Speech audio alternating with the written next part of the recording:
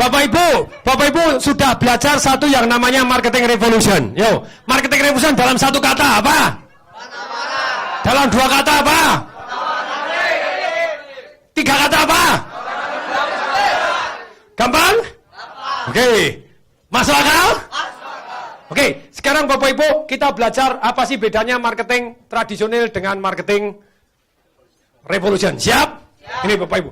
Marketing tradisional Bapak Ibu itu biasanya dari strategi dibuat taktik. Tapi kalau marketing yang namanya revolution, taktik apa yang menghasilkan baru dibuat grand strateginya. Apakah dulu Coca-Cola itu ada strateginya harus gini iklan gini? Enggak Bapak Ibu, yang penting laku dulu caranya gimana baru dibuatkan grand strateginya. Ya atau ya? Saya percaya pentingnya strategi umum besar. Tapi saya percaya Bapak Ibu taktik yang membawa hasil dulu baru digedein kanan kirinya. Siap? McDonald Bapak Ibu dengan cara membuat lebih murah. Perhatikan, pertama kali dia membuat penawaran yang penting cepat, murah, bersih. Ya atau ya? Murah, cepat dan bersih dan berkualitas dan $1 dijual berapa? 50 sen. Dagingnya 100 gram dikurangi jadi 75 Bapak Ibu. Itu resepnya luar biasa. Pertama kali seperti itu orang tidak percaya. Oh nanti jangan-jangan kotor, jangan-jangan gini. Dia pertama kali Bapak Ibu yang menggunakan dapur pakai kaca. Jadi semua orang bisa lihat prosesnya, kokinya bersih Bapak Ibu, dan kemudian pakai stainless steel dan speed, very good one. Itu dari situ doang. Nah sekarang apakah besarnya karena itu? Enggak, besarnya karena properti. Besarnya karena? Properti. Jadi dia orang bayar franchise fee, bayar apa? Franchise fee diberikan DP, orangnya sewa di sana, sewanya dibayar dari franchise-nya, royaltinya aja Bapak Ibu. Jadi dia pemilik properti terbanyak di dunia selain gereja Katolik. Gereja Katolik kan miliknya Vatikan Bapak Ibu gitu ya. Tapi itu dia pemilik properti terbanyak. Di Manhattan Bapak Ibu paling strategis 50 tempat, sekian puluh tempat. Nah, sekarang ini strategi taktik top down marketing klasik Bapak Ibu. Yuk, lanjut. Marketing klasik Bapak Ibu, strategi taktik, lanjut. Biasanya ada 4 tahap. Biasanya ada berapa? Tetap Anda harus tahu karena ini bagus juga Bapak Ibu. Bagus juga. Waktu saya buka toko buku saya pertama kali, toko buku Togamas di Jogja. Ada yang dari Jogja? Ada yang dari Jogja? Jogja. Saya toko buku Togamas Bapak Ibu. Ini nomor 1 tahap penentuan tujuan. Ini bagian dari marketing Bapak Ibu secara tradisional. Visinya apa, misinya apa, nilai-nilai perusahaannya apa. Visinya Bapak Ibu kita menjadi toko buku yang paling laris dan paling menguntungkan Bapak Ibu. Visinya. Kalau misi lebih mulia dari sekedar visi Bapak Ibu. Untuk mengejar visi tadi saya punya misi Bapak Ibu. Turut mencerdaskan kehidupan bangsa dengan menyediakan buku-buku murah. Itu misinya. Ini kami buat. Saya buat detail Bapak Ibu. Berikut juga, marketing tradisional bukan jelek Bapak Ibu. Tapi marketing revolution lebih keren. Ya toh ya? Ya toh ya? Show me the money. Apa? Oke, tapi ini Bapak Ibu. Nilai-nilai perusahaan. Apa? Saya punya 4 nilai-nilai perusahaan. Nomor 1 harus bisa dipercaya. Nomor 1 bisa Yang kedua Bapak Ibu punya nilai tambah. Punya nilai? Karyawan harus punya nilai tambah. Lebih dari yang lain. Yang ketiga Bapak Ibu harus budaya tanggung gugat. Tanggung? Nilai perusahaan, maksudnya apa tanggung gugat? Anda bukan hanya sekedar tanggung jawab. Tanggung gugat adalah minta tanggung jawab. Apa? Jadi inisiatif, bukan dikasih kerjaan selesai. No, saya minta kerjaan dan selesai. More than sekedar tanggung jawab. Tanggung gugat. Nih Bapak Ibu. Yang keempat, lingkaran malaikat. Yang keempat apa? Itu nilai-nilai perusahaan saya. Bilang dong, apa itu?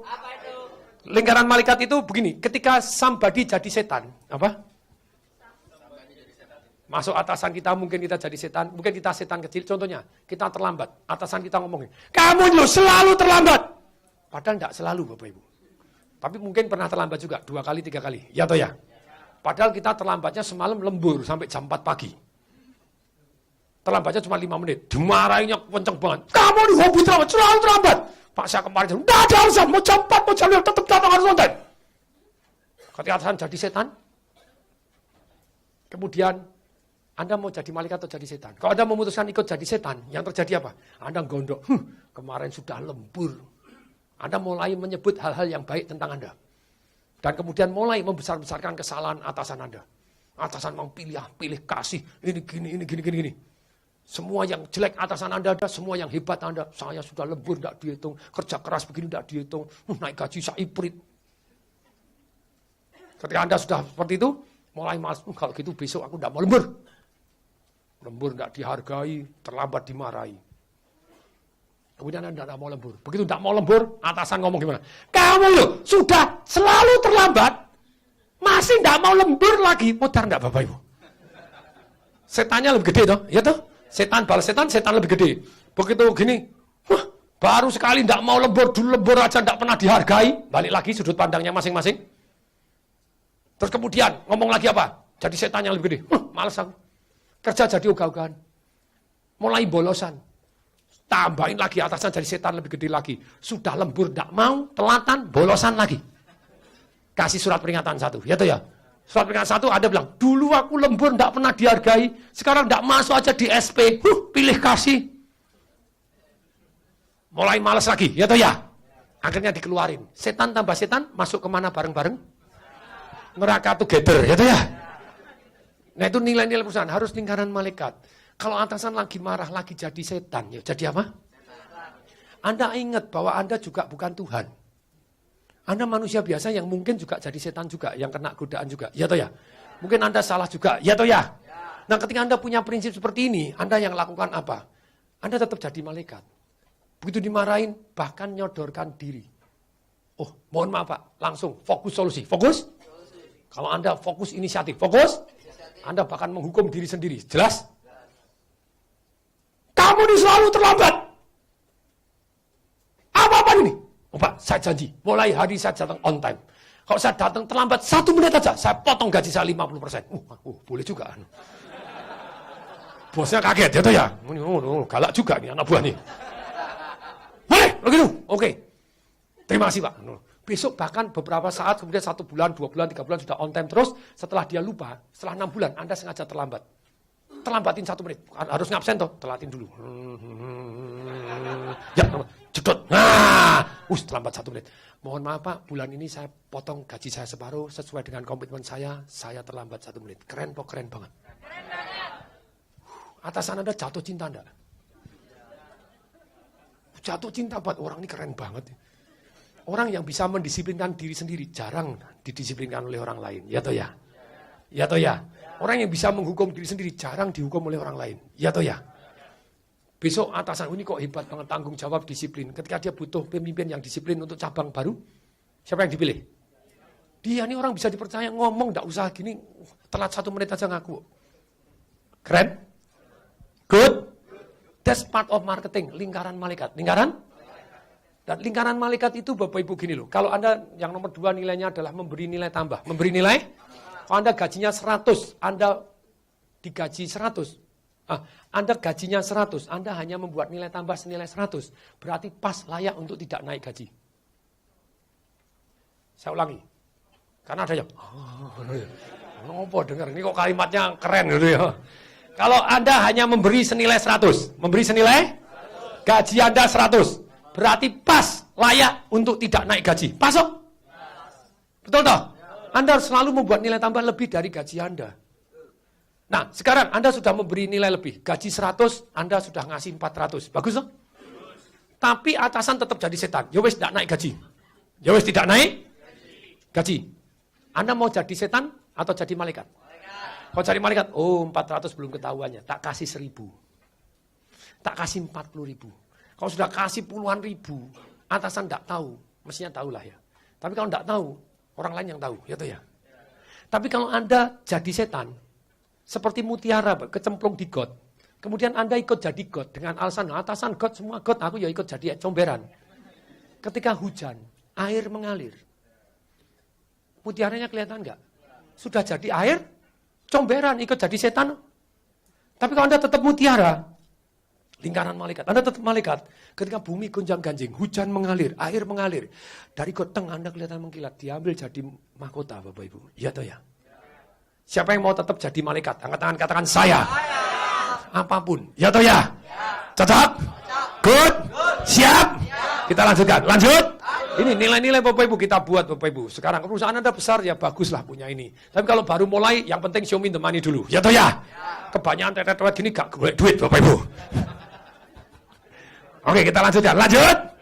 Oke, berikutnya Bapak Ibu. Nih, tinjauan situasi, marketing riset. Anda melakukan tinjauan situasi yang kedua, melakukan analisa SWOT, strength, weakness, opportunity, dan threat-nya. Contoh, pada waktu toko buku Bapak Ibu, kita pada waktu itu di Malang. Waktu itu kita mau buka Probolinggo, kita analisa strength, weakness, opportunity, threat-nya kurang bagus. Karena Probolinggo bukan kota pelajar.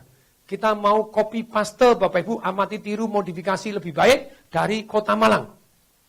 Mana yang paling mirip dengan kota Malang? Jogja, sama-sama kota pelajar. Jogja lebih gede. Waktu itu Malang S1 ke atas, sekolah bukan. D1, D2, D3 sampai S1 ke atas, S2, S3, itu ada 48 di Malang. Di Jogja 78. Almost 2 kali lipat Bapak Ibu. Berarti ada opportunity tuh. Terus kemudian ada strength, kita sudah punya pengalaman 9 tahun. Punya strength, pengalaman berapa? Ada weakness juga, daerah baru. Weakness, kelemahannya daerah baru, belum terkenal. Ya toh ya? Ada ancaman, ada. Ancamannya apa? Kita analisa, keren Bapak Ibu. Ancamannya apa? Toko buku bajakan, apa? Dulu di Jakarta Bapak Ibu, di belakang Trisakti itu ada toko buku apa?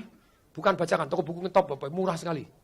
Dia buka cabang di Jogja, sudah pasang plang, hari pembukaan tidak jadi buka. Karena diancam sama toko buku bajakan. Ya toko buku bajakan takut tersaing, karena dia toko bukunya diskon juga, murah. Nah kemudian berikutnya Bapak Ibu, kita ada ancaman begitu. Nah ancamannya kita cari asumsi, kita bisa nggak asumsi, omsetnya berapa, labanya berapa, peluangnya bisa kita garap, opportunity-nya, ancamannya bisa kita hilangkan nggak? Oh bisa, caranya ancamnya dihilangkan bagaimana? Kita datengin, kita apa? Kita datengin Bapak Ibu yang kepala-kepala toko buku bajakan, kita share, Pak, kita memang mau buka toko buku murah, tapi Bapak bisa jual lebih murah, bisa ngambil dari kita lebih murah dari kita. Jadi Anda bisa jual dengan harga yang sama. Bahkan gini, toko buku bajakan itu dicintai atau dibenci oleh penerbit? Benci. Boleh nggak kira-kira ngambil dari penerbit? Tidak Bapak Ibu. Mereka tidak mau. Maka terpaksa beli di toko buku, beli nomor sekian. Kita bilang, Pak, Anda ngambil dari kita dengan harga lebih murah. Jos? Jadi Anda tetap bisa dapat profit, walaupun kita jual murah, Anda sama dengan kita juga bisa. Oh ya, good. Kita supply dulu. Bahkan sebelum toko buku kita buka, toko buku bajakan kita supply. Pada waktu toko buku kita buka, dapat bunga dari persatuan toko buku bajakan. Jos? Keren? Good, jadi penting juga marketing begini penting. Asumsi omset berapa, ini lanjut. Ini lanjut, enter. Tahap ketiga, perumusan strategi. Ini strategi yang sederhana selalu ini, Bapak Ibu. Marketing selalu ini. Lanjut. Ini, selalu pakai segmentasi, targeting, positioning. Maksudnya apa? Segmen Anda yang mau Anda ambil. Target mana yang Anda segmen. Kalau saya segmen gini, buku sekolah. Yuk, buku apa? SD, SMP, SMA. Apa? Buku universitas. Buku apa? Buku umum. Buku apa?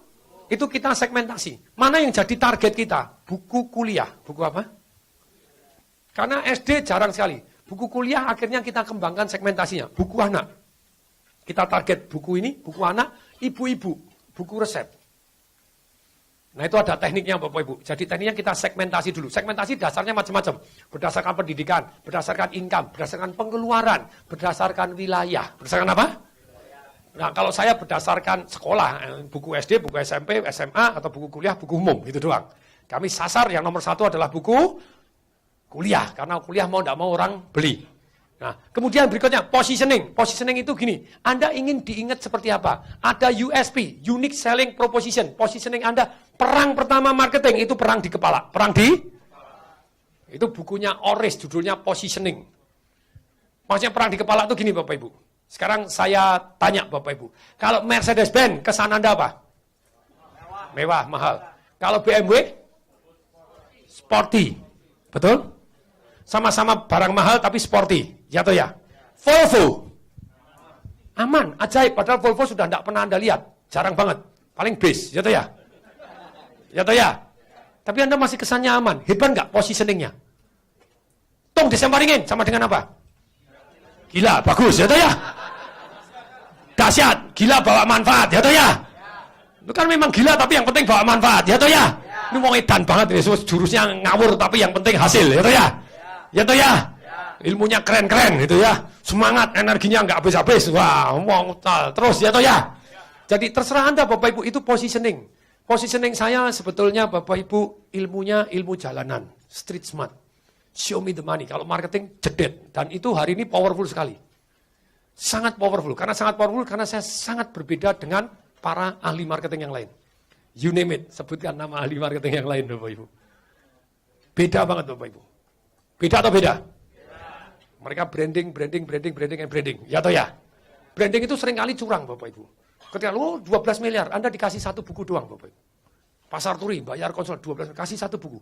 Brandingnya harus begini, copywriting, nulisnya segini, logonya gini, warnanya gini, pemantannya begini. Cuma satu buku 12 miliar. Ganti logo tok. Dan biasanya, harus ada event, kita harus begini. Ketika kita tanya, saya saya pernah jadi senior vice president marketing Bapak Ibu di sebuah perusahaan top. Saya punya budget tahun 2000 Bapak Ibu 20 miliar untuk dihabiskan dalam waktu 3 bulan.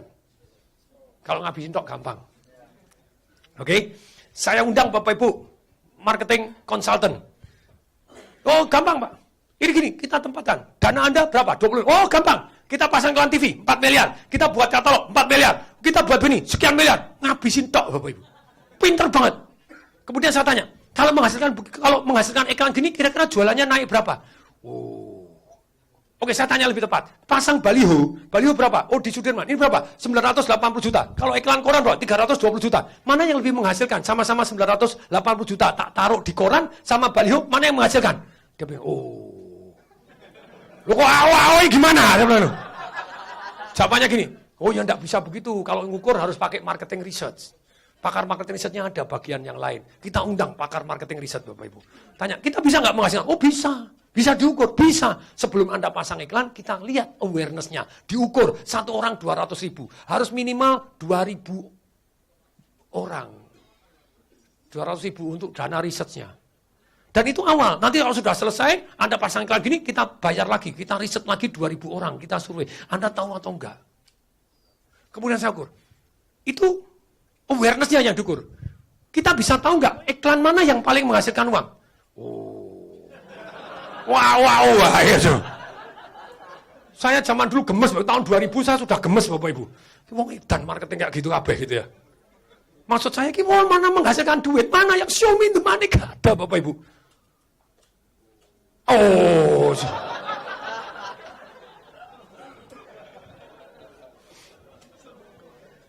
Awareness top belum tentu laku. Saya tes kok Bapak Ibu ingat hebat sekali. Satu iklan Bapak Ibu. Loh kok loyo? Siapa yang pernah dengar? Loh kok loyo? Wow. Iklan apa itu? Hampir sama, bukan Tirek, hampir sejenis. Supertin. Wow, siapa tadi? Bapak? Bapak pengguna ya? Malu Bapak Ibu. Bapak Ibu, iklannya top, dapat penghargaan menang, Supertinnya bangkrut. Supertin membuat satu perusahaan yang sudah bertahun-tahun akhirnya bangkrut gara-gara Supertin. Iklannya gede-gedean bangkrut Bapak Ibu, generasi bangkrut terus kemudian dibeli oleh satu perusahaan yang lain, kisah Supertin.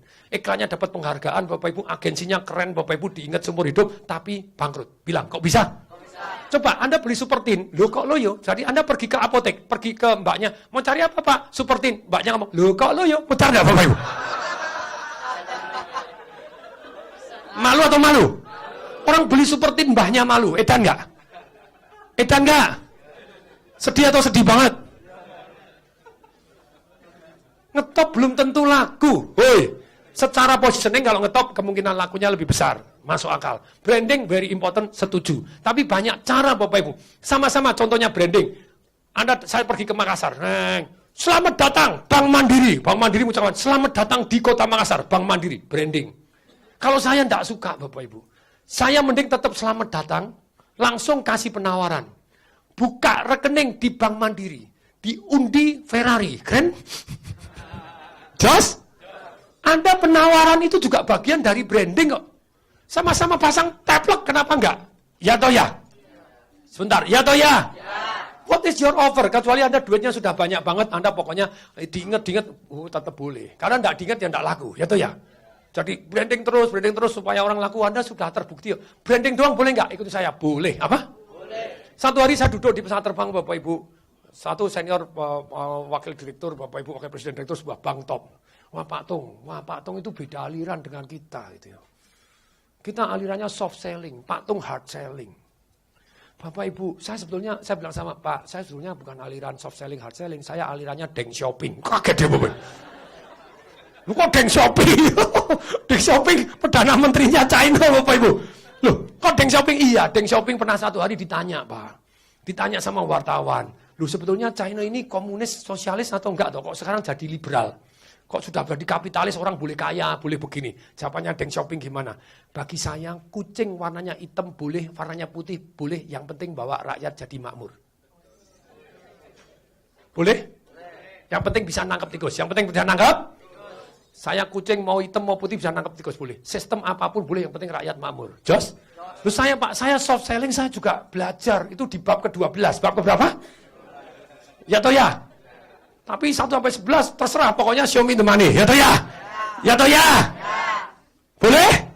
Loh saya alirannya yang penting laku ndak, yang penting gini Bapak Ibu perhatikan. Otak kanan boleh enggak? Otak kiri boleh enggak? Otak tengah boleh enggak? Enggak pakai otak boleh enggak? Yang penting laku Bapak Ibu. Sederhana? Hard selling boleh enggak? Soft selling boleh enggak? Branding boleh enggak? Nawarkan boleh enggak? Yang penting laku, selesai toh. Loh kalau saya aliran berantem Bapak Ibu, saya aliran mixed martial art.